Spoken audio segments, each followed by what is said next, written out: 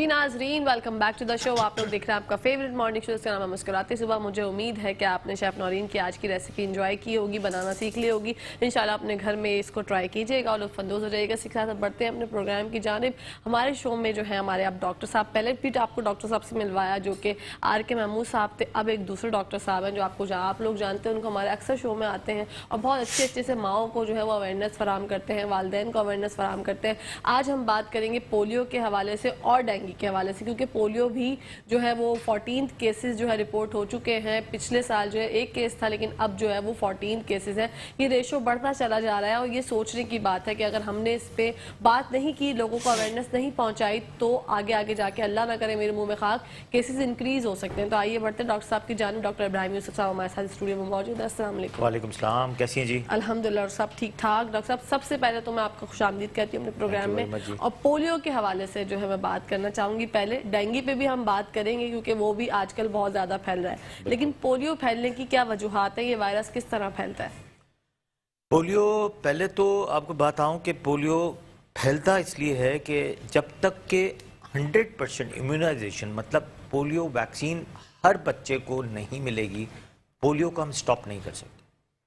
उसमें सबसे ख़ास बात यह है कि या तो हमारे मुल्क में या तो आगाही की बहुत कमी है या बहुत ज़्यादा लापरवाही।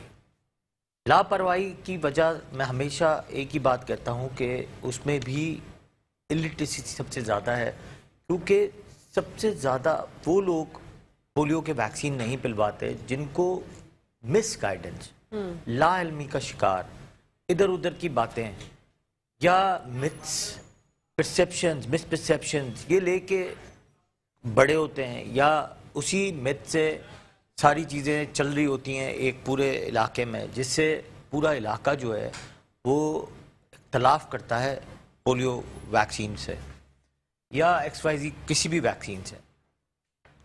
आप देखें जितनी भी दूसरी वैक्सीन्स हैं, जैसे स्पेशली बर्थ पे कोई भी हालत में हर बच्चे को BCG का टीका लगाया ही जाता है।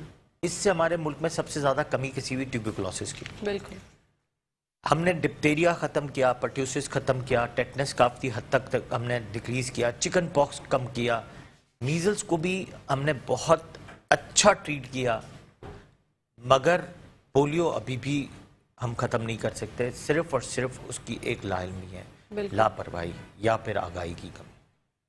उसकी थोड़ी सी अगर लोगों को एहसास हो कि बाकी तो सब मर्ज़ हैं और उसकी सबकी ट्रीटमेंट्स हैं, सब के इलाज हैं, मगर पोलियो एक वो ला इलाज मर्ज़ है जिसमें पैरालिसिस हो जाए, एक पाँव एक हाथ चला जाए, वापस वो एक हाथ एक पाँव सही सलामत उस बच्चे को कभी नहीं मिल सकता, कभी नहीं मिल सकता। इसका एहसास अगर इस मिथ से और मिस परसेप्शन से अगर थोड़ा सा भी मैं कहता हूँ 1% भी हो, तो मैं गारंटीड कहता हूँ हमारे मुल्क पे से पोलियो का खात्मा हो सकता है। बिल्कुल, मगर पोलियो ख़त्म करने के लिए हमें उसकी लापरवाही को ख़त्म करना पड़ेगा।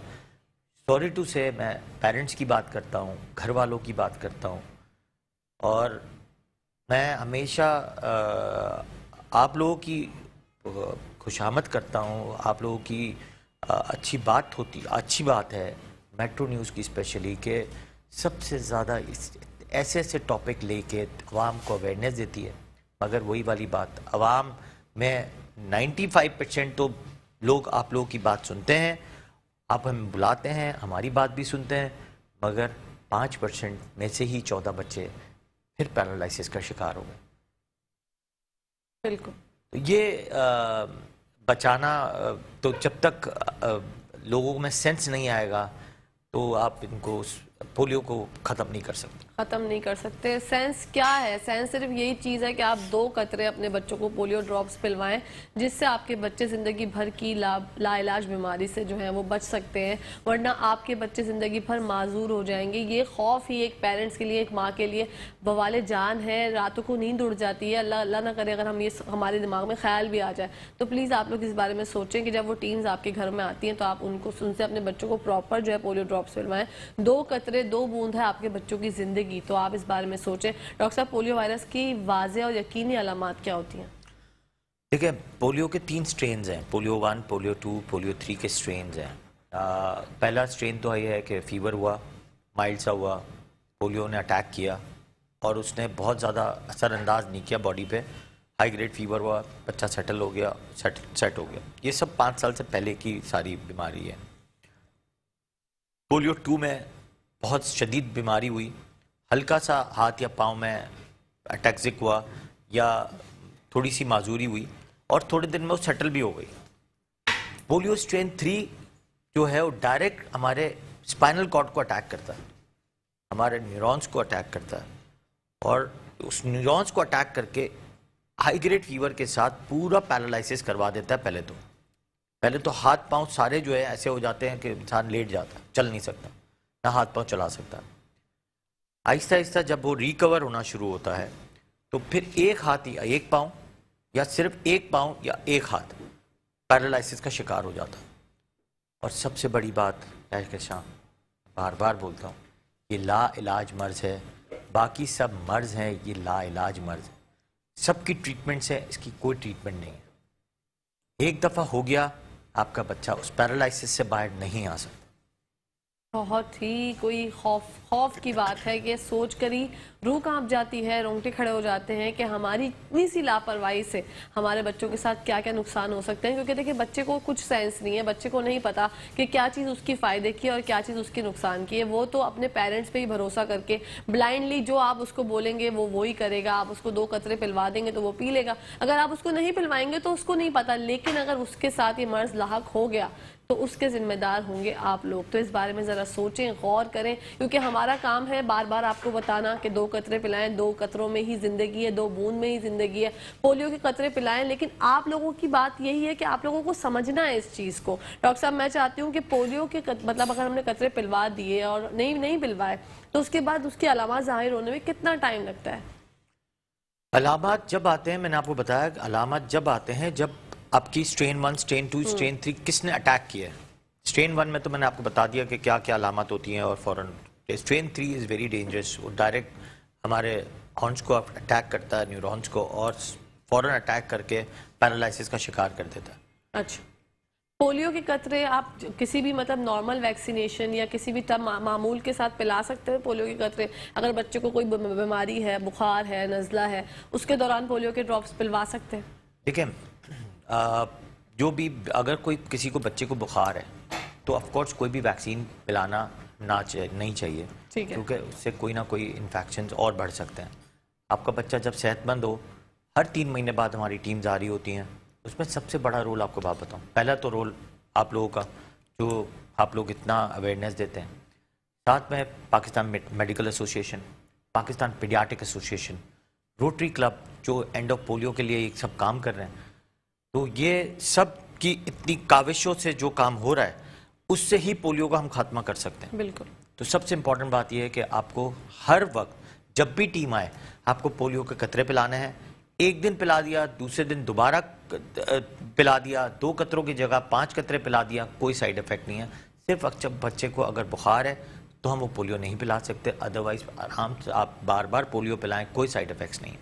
डॉक्टर साहब, एक इतना अहम सवाल जो मेरे दिमाग में गर्दिश कर रहा है कि अक्सर व बेशतर लोग कहते हैं कि पोलियो के कतरे पिलाने से हमारे बच्चों पे मनफी असरात मुरतब होंगे। वो उनकी अपनी साइकी है, क्या क्या उनके दिमाग में सवालात होते हैं कि ये हो जाएगा, वो हो जाएगा, हमारे बच्चों को बुखार चढ़ जाएगा। तो इस बारे में मैं चाहती हूँ कि आप पेरेंट्स को ये बात समझाने की कोशिश करें, क्योंकि हम कोशिश ही कर सकते हैं और हमारे पास कोई और चारा नहीं है। तो आप उनको ये बताएं कि पोलियो के ड्रॉप्स पिलाने से कुछ नहीं होता, ये हमारे बच्चों के लिए फ़ायदा ही है। पोलियो के कतरे पिलाने से कोई नुकसान नहीं है, पोलियो के बार बार कतरे पिलाने से कोई नुकसान नहीं है, पोलियो के 2 कतरों की जगह 5 कतरे चले जाएं उसका कोई नुकसान नहीं है, पोलियो से कोई बुखार नहीं होता, पोलियो से कोई डायरिया नहीं होता, और पोलियो सेफ वैक्सीन है। पोलियो से हमारा बच्चा लाइलाज मर्ज से बच सकता है जो आपके बच्चे के फ्यूचर है। بالکل، تو یہ سوچنا ہے آپ لوگوں کو کہ آپ اپنے بچوں کے لیے کیا کر رہے ہیں. ہم اپنے بچوں کی پڑھائی پہ بہت دھیان دیتے ہیں, اپنے بچوں کی صحت پہ بہت دھیان دیتے ہیں, لیکن کہیں نہ کہیں ہمارے دماغ سے یہ بات چلی جاتی ہے کہ 2 قطرے پلا دیں. ان کی ٹیمز آتی ہیں, ٹیمز کے ساتھ ہم لوگ کبھی کبھی مس بیہیو کر دیتے ہیں. دیکھیں وہ بہت بڑا کام کر رہے ہیں ہمارے ملک کے لیے کہ گھر گھر جا کے جو ہے بچوں کو پولیو ڈراپس پلاتے ہیں. اتنی گرمی ہو چاہے جتنی بھی سردی ہو, ان کا کام ہے, وہ بہت اچھے سے سر انجام کرتے ہیں اس کام کو. لیکن اب ہمارا فرض ہے کہ ہم اپنے بچوں کو, اپنی قوم کو کس طرح سے سیو کر سکتے ہیں. پوری دنیا جو ہے وہ پولیو فری ہو گئی ہے. آئی گیس افغانستان رہ گیا اور ہم رہ گئے. افغانستان میں بھی کیسز اس دفعہ نمودار نہیں ہوئے, صرف ہم پاکستان ہی ہیں جس میں 14 کیسز نمودار ہوئے ہیں, جو لاسٹ ایئر صرف 1 تھا کووڈ کے دوران, اور اب 14 کیسز بہت بڑا ہے. 14 سے 14,000 ہونے میں کوئی ٹائم نہیں لگتا, اور 14,000 اگر خدا نہ خواستہ ہو گئے تو اس ملک میں آپ پولیو کو آپ کبھی ختم نہیں کر سکیں گے.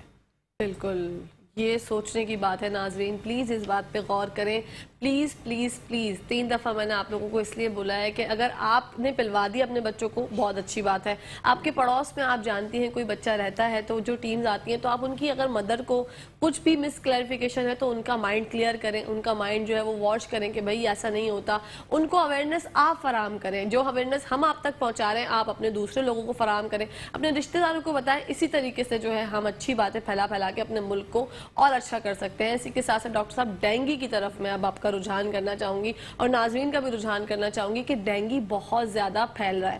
ڈینگی اور ملیریا میں کیا ڈیفرنس ہے؟ کیونکہ اکثر و بیشتر لوگ یہ کہتے ہیں, ان کو ڈینگی ہوتا ہے, وہ کہتے ہیں مجھے تو ملیریا ہو گیا. تو اس میں ذرا لوگوں کو یہ بتائیے کہ ڈینگی اور ملیریا کے بخار میں کیا فرق ہے. بہت اچھا سوال ہے, بہت اچھا ٹاپک ہے. دیکھیں ملیریا اور ڈینگی, اس میں ملیریا کسی بھی کہیں بھی گروتھ کر سکتا ہے, کوئی بھی پانی میں گروتھ کر سکتا ہے. ڈینگی صاف پانی میں گروتھ کرتا ہے.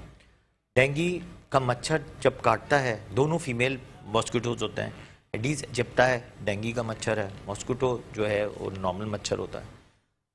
اس میں سب سے خطرناک چیز یہ ہوتی ہے ڈینگی میں, دونوں میں, ملیریا اس میں 104 فیور 103 فیور ہوتا ہے. ڈینگی کا بخار اترتا نہیں ہے, ملیریا کا بخار اتر سکتا ہے اور پھر دوبارہ چلز اینڈ فیور کے ساتھ ہو سکتا ہے.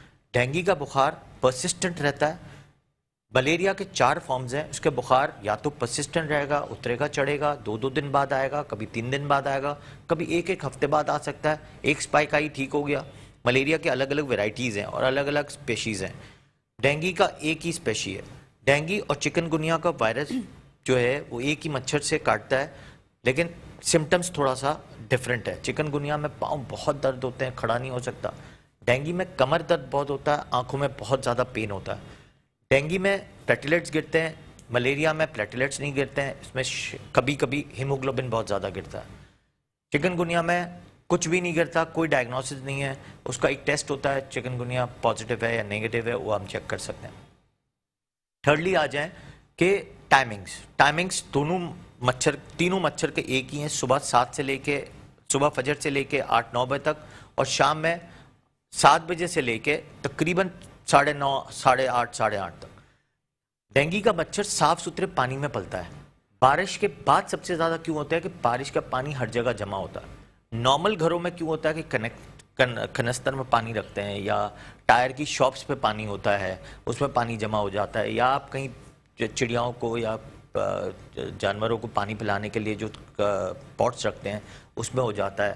آپ کے پودے جہاں اگ رہے ہوتے ہیں گھر میں, وہاں پاٹس پہ پانی پڑا ہوتا ہے, اے سی کا پانی آپ کے اس پہ جمع ہوتا ہے, تو اس پہ صاف پانی میں ڈینگی کا مچھر پلتا ہے. ڈینگی کا مچھر جب کاٹتا ہے تو 72 آورز کے بعد سب سے خطرناک چیز ہوتی ہے کہ انفلیمیشن کرا دیتا ہے آپ کی باڈی میں, جو ملیریا کا مچھر نہیں کراتا. وہ کیا کرتا ہے, چھوٹے چھوٹے ذرات ہمارے پہلے سوڈیم پوٹاشیم چھوٹے چھوٹے ذرات جو ہے نکال دیتا ہے باہر, انٹرا سیلولر سے ایکسٹرا سیلولر میں ڈال دیتا ہے فلوئڈز. جب اس پہ آپ کا بلڈ پریشر گرنا شروع ہوتا ہے, چھوٹے چھوٹے ذرات جب نکلتے ہیں تو اس کے ساتھ پہلے پلیٹلیٹس نکلنا شروع ہو جاتے ہیں, کیونکہ پلیٹلیٹس کا سائز بہت چھوٹا ہے. اس سے اور چھوٹا سائز WBCs کا ہوتا ہے, وائٹ بلڈ سیلز کا, وہ بھی نکلنا شروع ہو جاتا ہے. تو ڈینگی میں پہلے پلیٹلیٹس گرتے ہیں, پھر WBCs گرنا شروع ہوتا ہے. انفلیمیشن جب ہوتی ہے تو انسان کو چکر آنا شروع ہوتے ہیں, بلڈ پریشر گرتا ہے, ہائی گریڈ فیور ہوتا ہے, اور انسان اچھا فیل نہیں کرتا کیونکہ آپ کے الیکٹرولائٹ سارے امبیلنس ہو جاتے ہیں. جب پوٹاشیم گرنا شروع ہوتا ہے تو پیٹ میں بہت شدید درد شروع ہوتا ہے, وامٹنگ زیادہ شروع ہو جاتی ہے. اگر وہی اٹیک زیادہ اگر لیور پہ ہو جائے تو لیور میں ایسیڈیٹی بڑھ جاتا ہے اور لیور کے اثرات بھی زیادہ ہونا شروع ہو جاتے ہیں. تو یہ ساری چیزیں ہیں جس سے یہ ڈینگی کے اثرات ہوتے ہیں. اور ساتھ میں جو ہے آپ کو اب پلیٹلیٹس دیکھنے ہیں کہ کتنے ہیں. اگر 1 لاکھ سے اوپر ہیں تو آپ گھر پہ اورل فلوئڈز لے کے اور ٹھیک کر سکتے ہیں.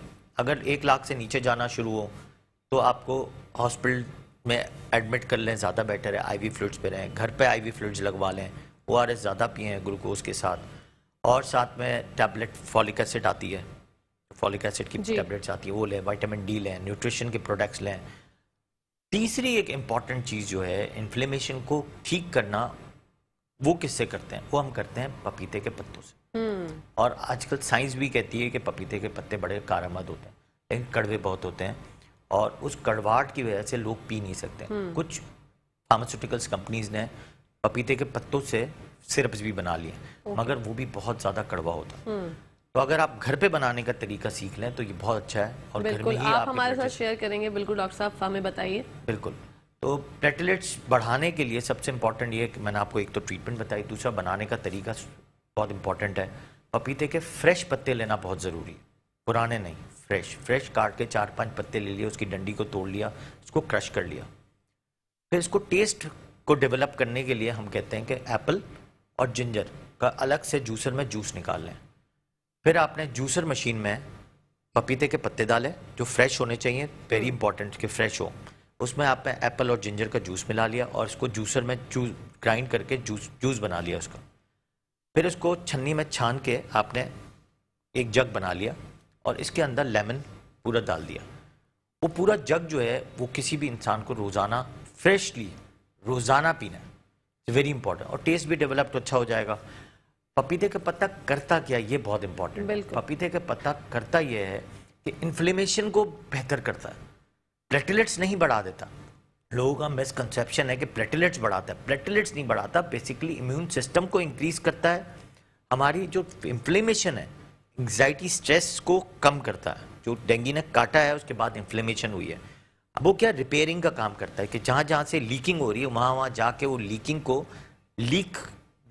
حصے کو ریپیئر کرتا ہے. جب وہ لیکنگ کم ہوگی اور انفلیمیشن ہماری باڈی میں سے کم ہوگی تو خود بخود ہمارے الیکٹرولائٹس دوبارہ آنا شروع ہوں گے, اور پھر وہ جو نئے پلیٹلیٹس جو بنے جا رہے ہیں اور جو ضائع ہو رہے ہیں وہ دوبارہ نئے پلیٹلیٹس بھی بنیں گے اور WBC بھی بنیں گے.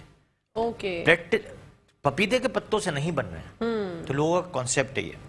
بالکل. بون میرو کو زیادہ ایکٹیویٹ کرنے کے لیے فولک ایسڈ ہے, وائٹامن سی ہے, وائٹامن ڈی ہے, وائٹامن اے ہے, یہ ساری چیزیں دینی ہے. ساتھ میں آپ کو ORS ضرور پینا ہے گلوکوز کے ساتھ کہ ہمارے جو الیکٹرولائٹس امبیلنس ہوئے ہیں وہ پہلے ٹھیک ہو, تو اس کی وجہ سے ہم شوق میں نہ چلے جائیں. تو ڈینگی شوق سنڈروم نہ ہو جائے اور اس کے بعد آپ سیٹل ہو جائیں کچھ دنوں میں.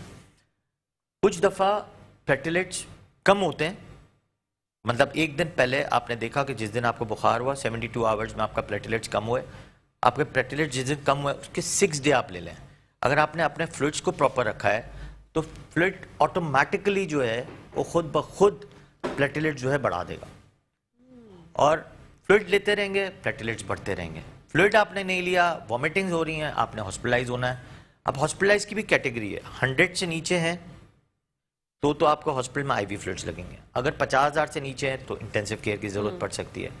20,000 سے نیچے چلا گیا پلیٹلیٹس تو سم ٹائمز میگا پلیٹلیٹس یا نارمل پلیٹلیٹس لگانے کی ضرورت پڑتی ہے. ڈپینڈ کہ آپ کے اگر کوئی بلیڈنگ ڈس آرڈر تو نہیں ہو گیا, آپ کے ہاتھوں پاؤں پہ دھبے تو نہیں پڑ گئے.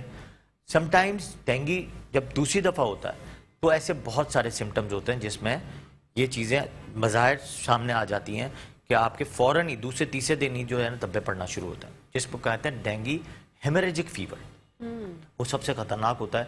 لیکن یہی والی بات کہ ٹریٹمنٹ اللہ کا شکر ہے 15 سال میں ہمیں سمجھ آ گئی ہے اور ہم جو ٹریٹ کر سکتے ہیں اس سے اموات کم ہو گئی ہیں. لیکن سٹل ابھی بھی اموات کا ریشو ہے کیونکہ مس مینجمنٹ سے آپ کی, اور کئی دفعہ لوگ بھروسہ نہیں کرتے. جیسا آپ نے کہا کہ لوگوں کو پتہ بھروسہ نہیں آتا کہ مجھے یہ ہو گیا ہے, یا لوگ علاج کرانا نہیں چاہتے, یا پھر افسوس کی بات ہے کہ ہمارے پاس نہ ذرائع مال نہیں ہے کہ ہم پرائیویٹ ہاسپٹل کا خرچہ برداشت کر سکیں. گورنمنٹ ہاسپٹلس کا آپ کو حال پتہ ہے کیا حال ہے. لیکن تھینکس ٹو بہت ساری NGOs ہیں جو اچھا علاج کرنے کے لیے بہت سارا جو پیسہ ہے وہ عوام تک لگاتی ہے. آئی نو دیٹ NGOs بہت اچھا کام کر رہی ہیں. اللہ ان کو بہت زیادہ سفلتا کرے, اور اگر ہم ان کے ساتھ کام کرتے ہیں تو اللہ ہمارے ہاتھ میں بھی شفا دے. آمین ثم آمین. ڈاکٹر صاحب ڈینگی سے بچاؤ کس طرح ممکن ہے؟ ڈینگی سے بچاؤ کا مین طریقہ یہی ہے کہ آپ کو جو میں نے پانی کا سارا بتایا کہ پانی کی اویئرنیس, دوسرا sprays. Dengue sprays are very important. کوئی مسکٹو, چکن گنیا اور ڈینگی اس کا ایک ہی سپرے آتا ہے, وہ آپ سپرے بار بار کریں گھر میں کوئلز جو ہیں شام کے وقت گھر کے باہر لگا دیں, اندر نہیں. اندر کئی دفعہ استما یا الرجیز والے بچے ہوتے ہیں تو ان کو زیادہ اٹیک کرتا ہے, یا ہمیں بھی وہ کوئلز کام نہیں کرتے ہیں, تو باہر آپ لگا دیں اور اس سے آپ کے مچھر نیٹنگ کریں. بچہ اگر کہیں باہر جا رہا ہے تو فل سلیوز پہنیں, لائٹ کپڑے پہنیں, کوکونٹ آئل لیونڈر آئل کے ساتھ ملا کے آپ لگائیں, کیونکہ coconut oil is a very good repellent. Dengue کی ہائٹ بہت کم ہوتی ہے, تو پاؤں کا حصہ اور یہ والا حصہ ہی وہ زیادہ تر کاٹتے ہیں. فرسٹ فلور یا گراؤنڈ فلور تک 10 فٹ تک ہی وہ ڈینگی کا مچھر اڑ سکتا ہے. تو 10 فٹ تک جہاں تک بھی آپ پہنچ سکتے ہیں وہاں آپ ضرور سپریز کا استعمال کریں, کوئلز جلائیں, کہ آپ کا مچھر جو ہے اوپر تک فلوٹ کر کے نہ آ جائے, کیونکہ فلوٹ کرتے ہوئے اس کو ٹائم لگتا ہے. تو یہ ساری چیزیں ہیں, اس کو بچنا ہے. اور شام کے وقت کوشش کریں کہ گھر سے باہر کم نکلیں. ان کا ٹائم ہوتا ہے شام, مغرب اور فجر ہے نا؟ یہی میں نے سنا تھا جب ایک دفعہ 2-3 سال پہلے یا 5 سال پہلے بہت زیادہ سننے میں آتا ڈینگی, اور ابھی پھر سے جو ہے بہت خطرناک حالات ہیں. میں روز کلینک میں اگر کر رہا ہوں تو 5-6 پیشنٹ تو صرف میں ہی دیکھ لیتا ہوں. اور بچوں میں بھی مجھے لگ رہا ہے ڈاکٹر صاحب کافی بچوں کو 6 مہینے کے بچوں کو بھی ڈینگی ہوا ہے, اور اس کو الحمدللہ آپ نے ٹریٹ کیا ہے, اور اللہ کا شکر ہے وہ صحت مند گھر گئے ہیں. اور ابھی بھی بہت سارے پیشنٹس ٹریٹ کر رہا ہوں, اور الحمدللہ کوئی اموات میرے سامنے نہیں آئی, نہ اللہ کا شکر ہے مجھ سے نہیں ہوئی. اور الحمدللہ ودن 6 days اللہ کا احسان ہے اور اللہ کے حکم سے ساری چیزیں بہتر ہی ہوئی ہیں. کوئی چیز خراب ہوتے ہوئے ابھی تک میں نے نہیں دیکھی ہے, لیکن سٹل وہی والی بات ہے کہ کتنی جلدی آپ ٹریٹمنٹ سٹارٹ کرتے ہیں. بالکل, لوگوں میں یہ بھی شعور آنے کی ضرورت ہے کہ وہ نارمل جنرل فزیشین کو دکھا رہے ہوتے ہیں تو وہ ڈاکٹر جو ہیں وہ اپنی فیس کے لیے آپ کو بار بار بلاتے رہتے ہیں اور ٹیسٹ نہیں لکھ کے دیتے. تو کیا یہ ایک انسان کے اوپر خود سے یہ شعور لازم نہیں ہے کہ اگر اس کو ہو رہا ہے, بہت زیادہ فیور ہو رہا ہے, تو اس کو چاہیے کہ وہ ڈاکٹر سے خود بولے, انسسٹ کرے کہ آپ مجھے جو ہے وہ ڈینگی ٹیسٹ لکھیں یا ملیریا ٹیسٹ لکھیں؟ لیکن کیا کہاں آپ کو بات بتاؤں, ڈاکٹر کی کیٹیگریز ہیں. ایک ڈاکٹر ہے جو پڑھا لکھا ڈاکٹر ہے, وہ ضرور ساری چیزیں کروائے گا. 3rd ڈے ہو گیا ہے, 2nd ڈے ہو گیا ہے, ہائی گریڈ فیور ہے, اتر نہیں رہا, ضرور آپ سادہ سا ایک CBC کمپلیٹ بلڈ کاؤنٹ کرانا ہے, مزید کوئی ٹیسٹ نہیں کرانا. 3rd ڈے کے بعد اگر کوئی چیز میں تشخیص آ جاتی ہے تو آپ CRP سی ری ایکٹیو پروٹین ہے, بلڈ کلچرز ہیں, ڈینگی ہے, ملیریا ہے, اس کے ٹیسٹ کروا سکتے ہیں. ٹائیفائڈ کو بھی ضرور دیکھنا ضروری, کیونکہ ٹائیفائڈ بھی بہت پھیلا ہوا ہے پانی کی وجہ سے. آپ کا جو گٹر کا پانی ہے وہ پانی کی نالیوں میں چلا گیا ہے, پینے کے پانی کی, تو نہلانے, اب لوگ کہتے ہیں کہ ہم تو کینز یوز کرتے ہیں تب بھی ہمیں ٹائیفائڈ ہو گیا. وہ وجہ نہیں ہے. نہلانے کے پانی بھی جب منہ میں جاتا ہے, یا آپ جو کھانا بنا رہے ہوتے ہیں وہ آپ وہ والا پانی یوز کرتے ہیں, جو آپ ہاتھ دھوتے ہیں وہ آپ کا پانی یوز کر رہے ہوتے ہیں, تو آپ کا ہاتھ تو گیلا ہی رہتا ہے, آپ کے ناخنوں میں وہ انفیکشنز آ جاتے ہیں, کیونکہ فیکل اورل روٹ سے بھی ٹائیفائڈ پھیل رہا ہوتا ہے. تو ایسی بہت چھوٹی چھوٹی چیزیں ہیں جس کا آپ کو ہائیجین کا دھیان رکھنا ہے. بالکل, ایک بہترین زندگی گزارنے کے لیے ڈاکٹر صاحب کیا چیزیں ہیں جو سب سے زیادہ ضروری ہیں, کیونکہ لوگوں کو یہ اویئرنیس پہنچانا ضروری ہے, بار بار یہ پیغام لوگوں تک پہنچے تاکہ ان کو پتہ چلے کہ ہاں, کیونکہ ہمارے یہاں تو آج کل جو ہے وہ آٹا, چینی, دال, ہمارا دماغ صرف اس پہ ہی الرٹ ہو گیا, کیونکہ مہنگائی کا جن جو ہے وہ بے قابو ہے. ہم اس سے آگے جو ہے وہ سوچ ہی نہیں پا رہے, نہ ہم خیال کر پا رہے. ہم بھی مجبور ہیں, ہم بھی عوام کا حصہ, ہم مجبور ہیں کہ ہمارا دماغ اور چیزوں پہ چل ہی نہیں رہا, ہم اسی پہ جو ہے وہ محدود ہو کے رہ گئے. تو آپ جو ہے وہ لوگوں کو اویئرنیس فراہم کریں کہ لوگ کس طرح سے ایک ہیلدی لائف سٹائل جی سکتے ہیں. لیکن ہیلدی لائف سٹائل کے لیے پہلے تو یہ ہے کہ سٹریس فری زندگی گزارنا بہت ضروری ہے, اٹس ویری امپورٹنٹ.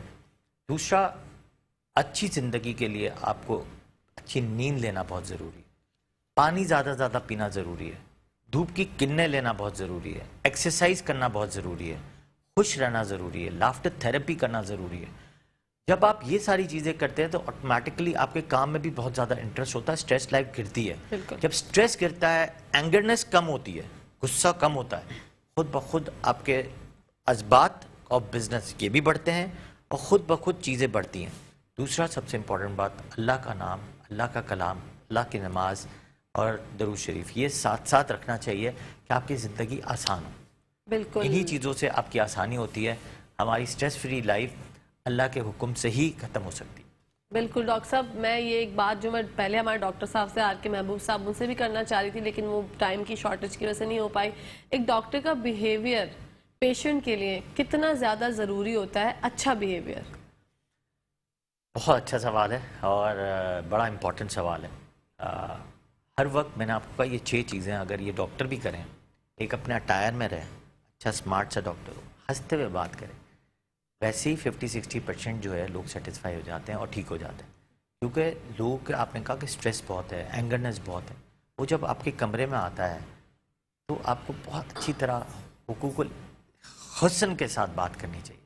اس سے فائدہ یہ ہوتا ہے کہ ان کی مرض جو لے کے آئے ہیں وہ خود بخود ہی وہ ڈل جاتا ہے. وہ ہنستے ہوئے بات کرتے جاتا ہے تو خود بخود دوائیں سے زیادہ تو آپ سے خوش ہو جاتا ہے، تو ویسے ہی آپ کو بھی دعا مل جاتی ہے اور خود بخود وہ بھی ٹھیک ہو جاتا ہے.